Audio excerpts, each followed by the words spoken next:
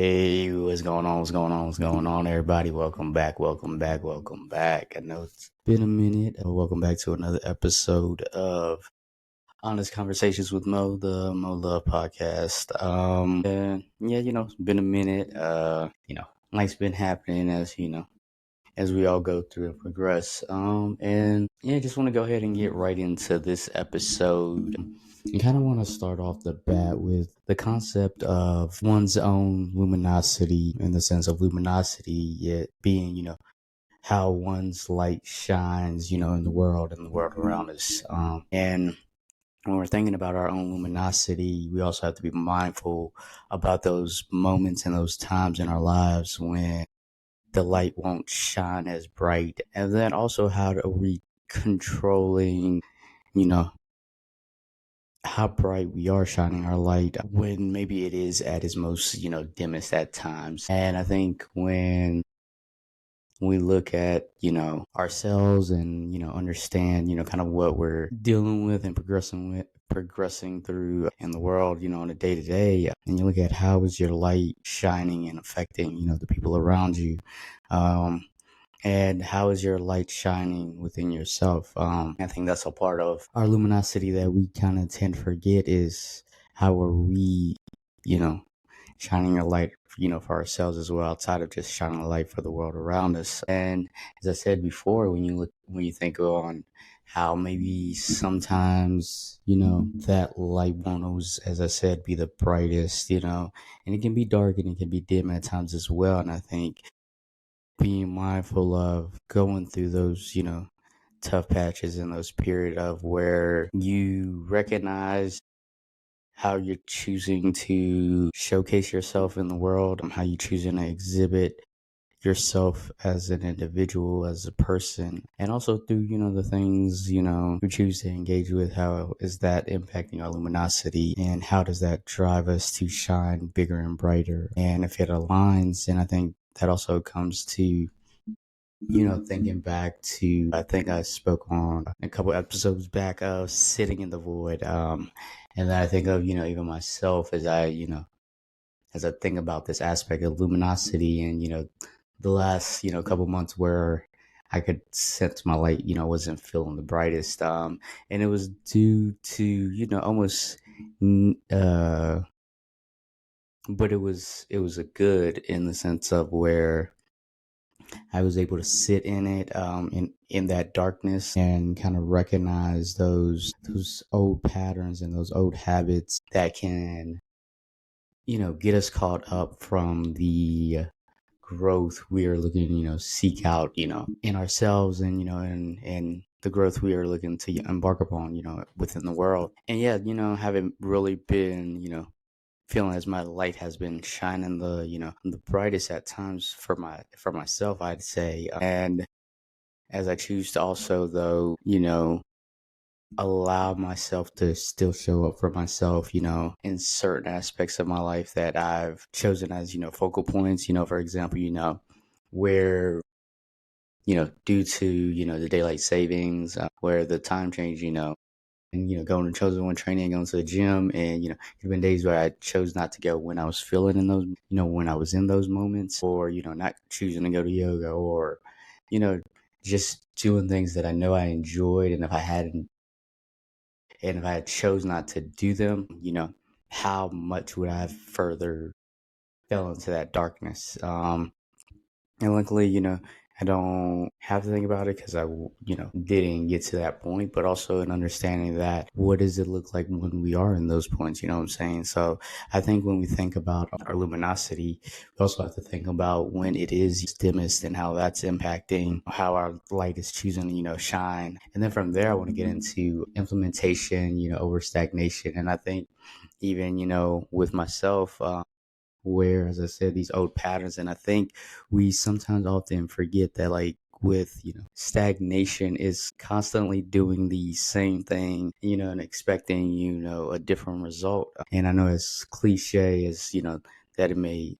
seem or sound, it's true in the sense of where if you're, if you only feel like you can, change certain things and, your choices, but they still kind of align with those same, thought patterns and behaviors that you feel like is, been constant and you've been so, almost, conditioned to, and has become, a norm in a sense that if you're not choosing to change those results and those processes, that obviously you're going to constantly, continue to get the same results. And I think when we look at implementation is looking into how are you taking the necessary steps to eventually get to that end result. And I think sometimes we obviously look ahead to the end result and just hope to get there and not remembering to think on, the steps that it took to really get there. And that's why, when you look at implementation over stagnation, you need to properly implement a system and processes that work for you and not something that's built off of, consistent patterns or consistent habits that obviously showed no results. And I think when we choose to truly implement it, when it comes to implementation, is that plan can, constantly change, constantly evolve, and constantly redevelop. And it's not being upset with the constant change, is accepting how the change is leading to change, if that makes sense in a way. Because you have to really understand and recognize not only the work that, and I think it also comes back to that, the work you got to kind of have to put in within yourself and with, how you engage with the world.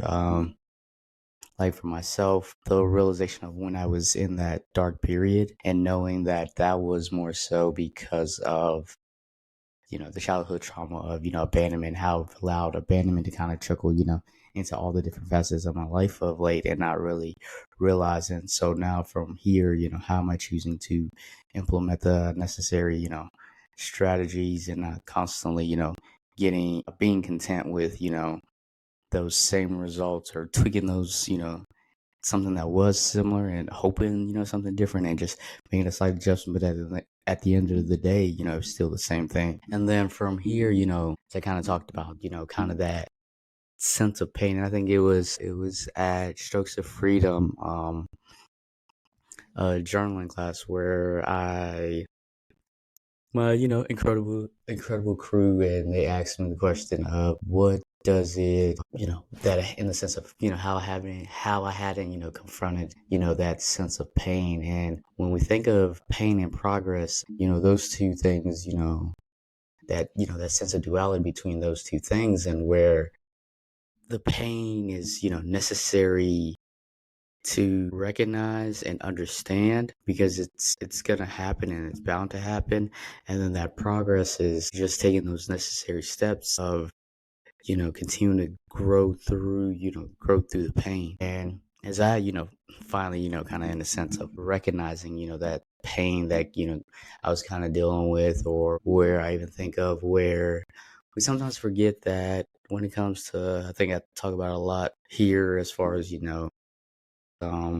and where specifically in this case of like our romantic relationships, and where we forget that, as much as we talk about love, sometimes we forget about, lust and like lust at first sight. And I think that's something that often happens. And I can say it even from my case, where that often, was the case where I was more so lustful and confusing it, with love or like in that sense.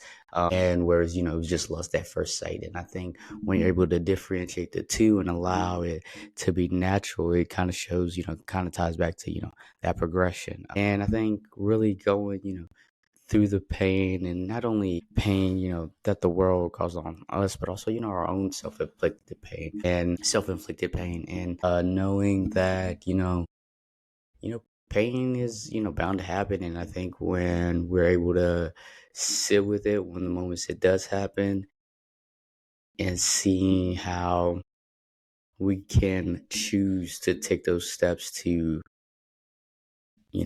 continue in our progress. And I think progress is, obviously, constant evolving, constant, day by day, that work you put in, like for myself, that day by day, putting in at the gym at Chosen, sense of how, reworking, after, having this awareness when it comes to that sense of abandonment, how that impacted, my personal life in the sense of the thing I feared is the thing I became in the sense because I, tended to, push people away and, actually keep the world at, arm's length and at arm's distance.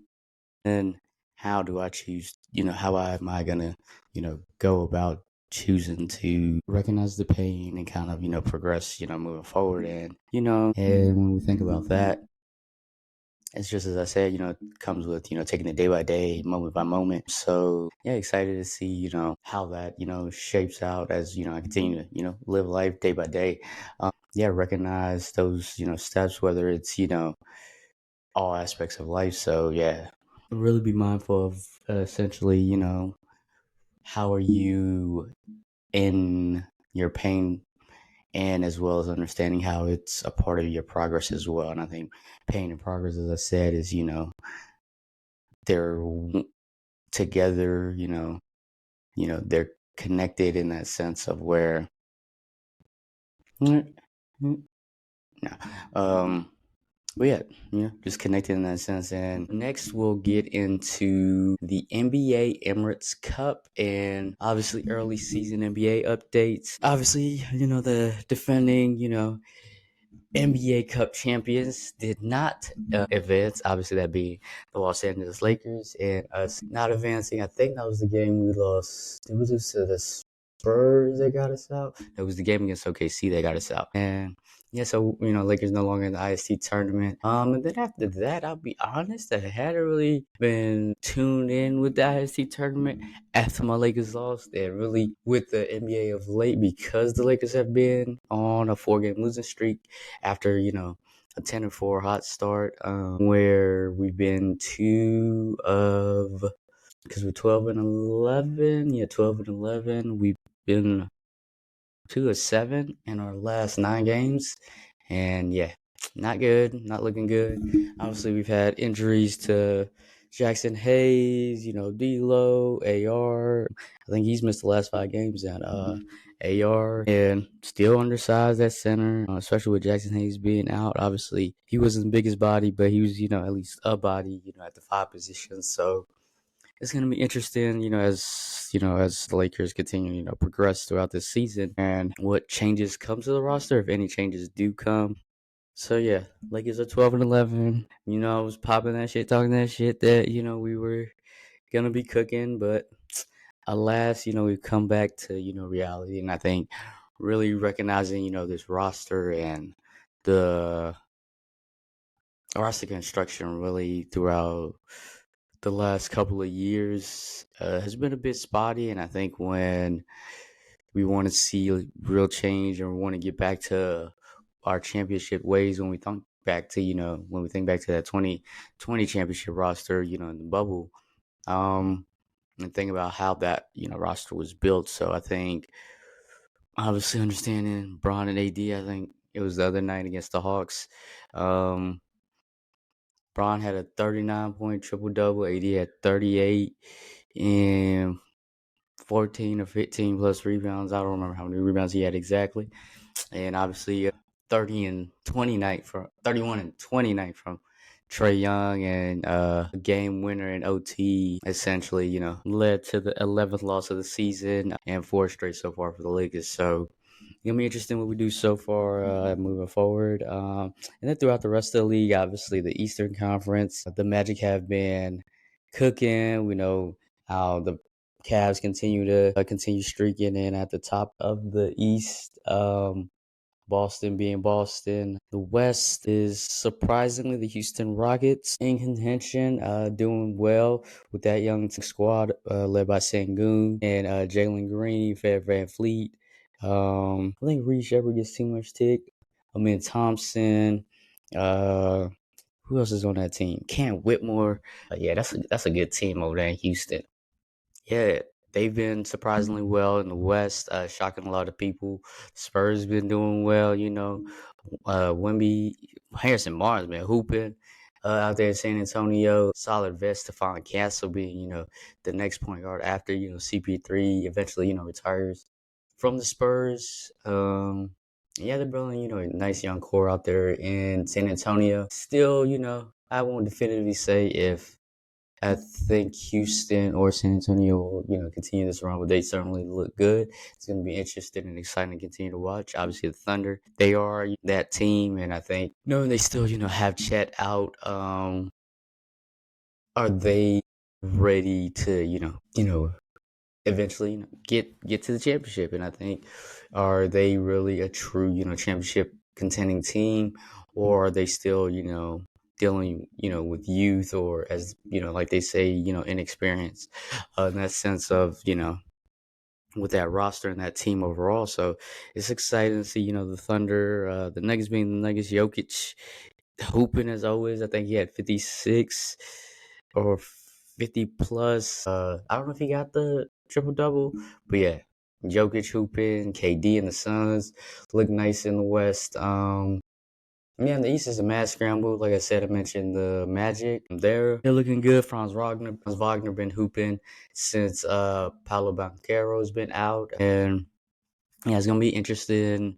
Obviously, now recently with the recent news with Franz being injured, now how the Magic look moving forward. Obviously, I think they'll be more so led by Jalen Suggs, even though they're still you know so it's gonna be interesting moving forward how the Magic kind of continue to push forward as a team and as a unit. And then the rest of the East, I mean, it's open for the taking. Hornets been looking decent.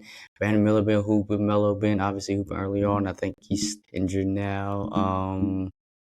Who else in the East have I been really kind of paying attention to? I really haven't been hearing too much about Indiana and Halliburton. So that's been interesting. I will say that. Oh, the Bucks, they bounced back. Giannis been going insane. He been going bananas. Six is struggling, still dealing with injuries. But that rookie, Jeremy McCain, that man can hoop, get his buckets, get his nails done, get them painted. Hey, he's still dropping buckets on him. So much respect to Jeremy McCain, Jerry McCain. Hang on.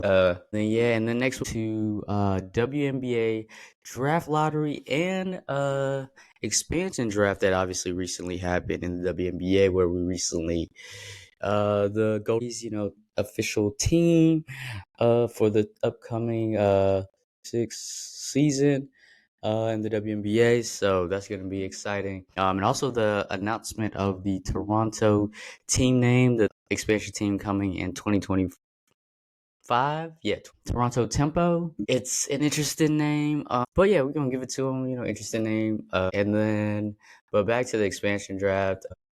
I think the most shocking names of the what is it? The protected players that teams were able to protect. Obviously, it was so teams were able to protect 6 players on their roster, and the Valkyries were able to pick from the remaining pool of those players. And they also had the option of getting a upcoming free agent, and also to make trades as well. But their notable picks were Tammy Fabricelli from the Pacers, Kate Martin from the Ace. I mean, not from the Pacers, it being Indiana, from the Fever. Her from Tammy from the Fever, Kate Martin from the Aces. Who else was notable? Van Loo from the Mystics, Julie Van Loo. Kayla Thornton from the Liberty, and it was another notable name. I think it was the Suns. Let me pull it up. Sometimes we often forget, we got the internet accessible to us, and sometimes we just forget to use it. Well, let's see. Valkyries roster. All right, I'm trying to pull it up, but yeah, I think Kate Moore being, her being young, I think she was, beloved in Vegas, on that team by her vets. Sort of would be missed, but obviously knowing that the the Valkyries coach came from the Aces, and so to use, a nice, young up and coming, solid, role player in this league. I don't know if she'll eventually, hopefully she does eventually blossom into a star. And we'll see with, as her game translates now getting, more minutes and, more PT, obviously, relegated to predominantly, rookie bench role in the sense of where she wasn't getting, much playing time in Vegas due to the star power they have in Vegas. And then they're not giving me the names of the players on this article. They're just explaining it to me. I'm so confused. Yeah, I'm still trying to pull up the names. All right. So we got Temi Fabnelli from the Fever, Carla Lady from the Wings, Veronica Burton from the Suns. I did like that pick. Kate Martin from the Aces. Kayla Thornton from Liberty, as I mentioned, that was surprising. Stephanie Talbot from the Sparks. Cecilia Zandalaisny from the Lynx. Alana Rupert, who is international prospects. They did pick a lot of prospects like Cecilia. We'll get into it. But Julie Van Loo was surprising. Maria Condi, another international pick from the Sky. Monique Billings. Monique Billings for the Mercury. Oh, she better get buckets. She better be hooping. And yeah, expected, as expected. They're young. You get expansion team, slim pickings from, other teams' rosters. So it's going to be interesting to see how they come together as a team, knowing different pieces, I think. Sometimes we forget, we're kind of witnessing history in that sense of where we're seeing not only the growth of the WNBA, but also how these expansion teams are coming about. And we think about, the Hornets and what was it, the Vancouver Grizzlies, or so many different expansion teams, or the Texans in the NFL. So many different examples, across professional sports. But when we look at the WNBA and how in real time we're seeing the growth of this league as it continues to build and continue to evolve as a brand and as a conglomerate, as their own entity. And I think it's going to be interesting moving forward. And then obviously I said I was going to get into the draft lottery as well. When it comes to the lottery, the Wings got the number 1 pick, so it's looking like they're going to get Paige Buckets. Paige Buchers obviously looking like the expected number 1 pick if she does choose to come out this upcoming season. And who else? Number 2, Aces got Sparks got number 2 again this year. Sky get 3 and Mystics get 4. So it's a couple of interesting prospects as we'll get closer to the draft. But obviously, names I can think of, we already know Paige Buckets, Hannah Hidalgo, Olivia Miles, her teammate. Both of those women hooping at Notre Dame. Actually, is that game? Oh, did I miss that game? The Connecticut Notre Dame game? I think, or is it this upcoming week? I gotta check it. My bad for random tangent, folks. But yeah, just interesting as the women's college basketball continues to grow as a league and as a sport as well. So potential prospects, how this is going to impact like seeing Paige and Enrique. Oh my gosh, that's gonna be so much fun in Dallas. But yeah, not as exciting for the WNBA and the rest of this off season. And it's interesting to think about, like, the draft's not till next year, March. Around that time, March, April. I can't remember exactly. I think I had saw the kind of the promo of it. But yeah, so it's gonna be interesting. And then get into the NFL. The last few weeks, I think I last stopped off recapping you guys on week 9 or week 8. So we're now week 9 through 14 because, like I said, it's been a while. But yeah, throughout the league, my Falcons disappeared last 4 games. 4-game losing streak.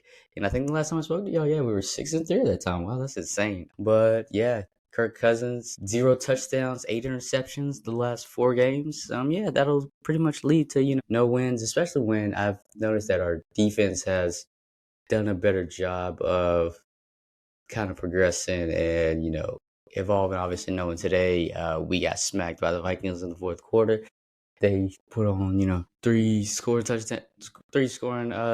touchdown drives, all in the 4th quarter.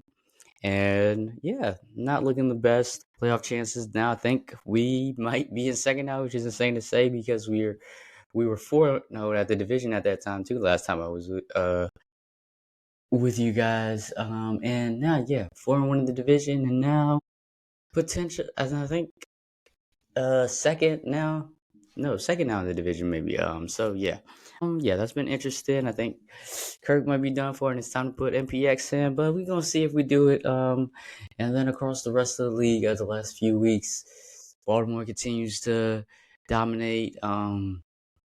With that squad, Buffalo looking incredible, especially after that snow game performance against the Niners last Monday night, or this past Monday night, and so much more. Who else? Cardinals kind of there. Eagles bounce back and looking good after their early season frustrations. After after us playing against us, and the whole Saquon drop, but Saquon been balling out, and who else across the league I've been kind of paying attention to in the NFL these last few weeks? I'm trying to think. Kansas City, I mentioned them. Baltimore, Houston hasn't. Houston's been right. Obviously been hit by injury woes this season, of course. And then who else? Steelers still looking good with that QB situation that they doing out there. Russell Wilson, Justin Fields. So yeah, that's been interesting. Yeah, it's been as we get closer to the playoffs. It'll be interesting to see how the season closes out. Hopefully, all my Falcons close out these last 4 games. So yeah, it's gonna be exciting, as it always is in the National Football League. As we head to our way towards the playoffs. It's gonna be exciting, and then obviously close off with top 4. Favorite album of late has been favorite album. What was been listened to? Been listening to this new Yada Band's album. I can't think of the name of the actual album off the top of my head. And then just really different, different music. I think I'm still kind of a bit on that Rod Wave album earlier this year, and listening, different EPs and different sounds as I always do. And that's been kind of my favorite album. Favorite show to watch of late? Favorite show? I haven't really been watching much shows. More, YouTube. Especially because been on the road for work and stuff.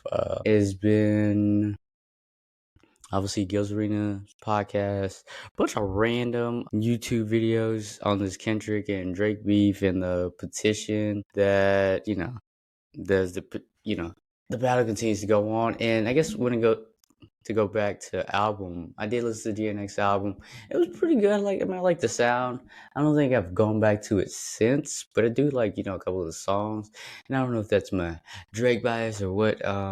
But yeah, it's interesting. It was good. I do like the usage of more West Coast sound, in his arsenal. But maybe I'll have to go back and give it another shot again, and really re-listen to it.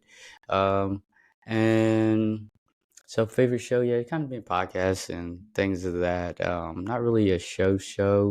What did I recently? Oh, I've been watching. I watched The Penguin because a couple of my colleagues at work had suggested it to me. So I've been watching that. I still have to watch the season finale. And then what do I currently have going on? Excited about this Texans Ravens game headed into Christmas. Also excited actually before that. Yes, announcement alert. Breaking news. I'm actually hosting a game night at Social Status, Be Social on December from 6:30 to 8 at Social Status in Plaza Midwood. And if you're listening to this or watching it, invited. Links are in my bio, as well as on Eventbrite as well. But yeah, so excited for that. To kind of be hosting events in that nature too. So it's gonna be interesting. It's gonna be fun. Obviously, so I got to work on kind of that planning and development on that. And then what I'm currently looking forward to obviously is the event, this upcoming trip, and then more trips. Continue to work through. I kind of mentioned that pain and progress aspect as well. And as always, taking it day by day. And I know it's been a minute, but appreciate y'all tuning in and listening as always. And until the next time, peace.